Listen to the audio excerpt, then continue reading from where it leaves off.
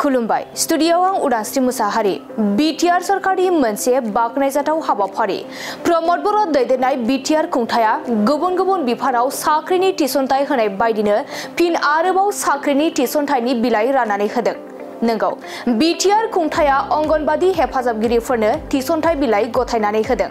मैया एबा थांनाय सानखालि क'क्राझार जिल्लानि सा 367 अंगनबादि हेफाजाबगिरिफोरनो बिटिआर खुंथाया थिसनथाइ बिलाइ राननानै होदों। क'क्राझारनि दिमोलगावआव मोनसे हाबाफारिनि गेजेरजों बिटिआरनि गाहाय खुंगिरि प्रमद बर', मावफुं सोद्रोमा गौतम दास आरो एमएलए लरेन्स इस्लारि बिथांमोननि नुजाथिनायाव क'क्राझार जिल्लानि सा 367 अंगनबादि हेफाजाबगिरिफोरनो थिसनथाइ बिलाइखौ राननानै होयो। बेजों लोगोसे गासै बिटिआरआवनो सा 1000निबो बारा अंगनबादि हेफाजाबगिरिफोरा थिसनथाइ बिलाइखौ मोननो हासिगोन होनना खौरांगिरिनि सिगाङाव बुंथिदों बिथां मावफुं सोद्रोमा गौतम दासआ। बेनि अनगायैबो बिथां गौतम दासआ मा फोरमायदों फै जों आबुङै खोनासंना लानि।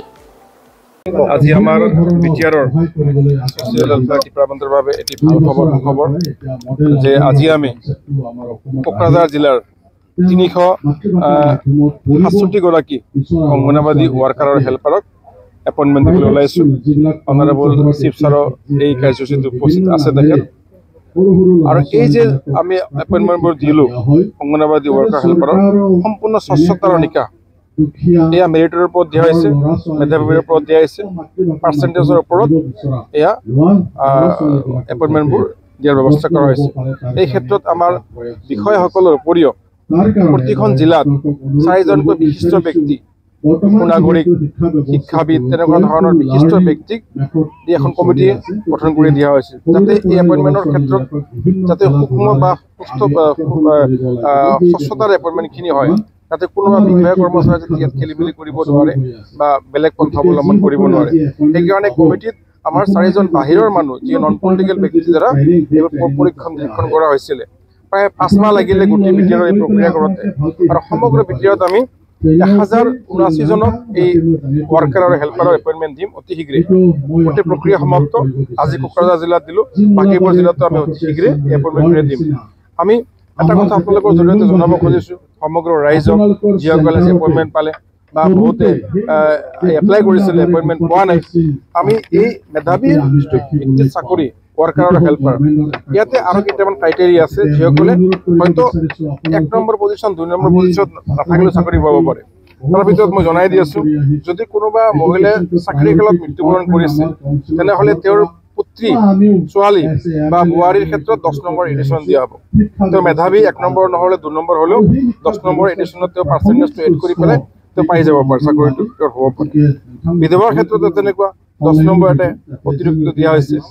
ঠিক ডিভোৰ্স মহিলা, যেহেতু ডিভোৰ্সি মহিলা আছে, ডিভোৰ্সি ক্ষেত্ৰত জেনুইন ডিভোৰ্স হয়, যদি প্ৰমাণপত্ৰ আছে কোৰ্টৰ পৰা, তেনেহলে সেই ডিভোৰ্সি মহিলাৰ ক্ষেত্ৰতো 10 মাৰ্ক এটা বেছিকৈ দিয়া আছে। ঠিক তেনেকে আমাৰ 40% ডিজেবল যিখিনি আছে, 40% মানে সক্ষম মহিলা, তেওঁলোকৰ 3% এটা কোটা এটা আছে। গতিকে এই কথাটো এইকাৰণে আপোনালোকৰ জৰিয়তে জনাই দিছো যে কোনোবা হয়তো পাৰ্চেণ্টেজত তেখেতৰ 1 নম্বৰ হৈ আছে, কিন্তু 2 নম্বৰ পাৰ্চেণ্টেজৰ মহিলাজনী কেনেকে পালে, এই ক্ৰাইটেৰিয়াৰ ভিতৰত পৰিলে তেওঁ পাব। আৰু এই ক্ষেত্ৰত মই এটা কথা আকৌ জনাই আছো আপোনালোকৰ জৰিয়তে, যিহেতু আমি এই ব্যৱস্থাটো, এই প্ৰক্ৰিয়াটো মানে ভালকৈ শুদ্ধতাৰে বহুত দিনৰ পৰা লাগি পেলাই কামটো কৰিলো। আমাৰ CAG ডাঙৰীয়া মোৰ লগতে আছে, ডিপাৰ্টমেণ্টৰ হেড।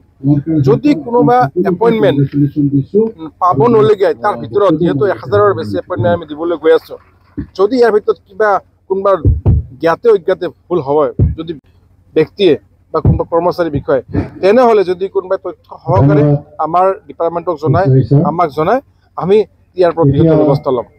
আমি বৃহৎ ব্যৱস্থা ল'ম। যদি কোনোবাই ইয়াতে মানে ইলিগেল পন্থা অৱলম্বন কৰি কোনোবাই যদি এপইণ্টমেণ্ট পাবলৈ গৈ আছে, যদি কোনোবাৰ চকুত ধৰা পৰে, বাস্তৱসন্মত তথ্য সহকাৰে আমাক জনালে আমি বৃহৎ ব্যৱস্থা ল'ম। আজি কোকৰাঝাৰ জিলা হিচাপে আমি 367 গৰাকীক দিবলৈ গৈ আছো worker helper. 89 helper 278 worker 278 helper.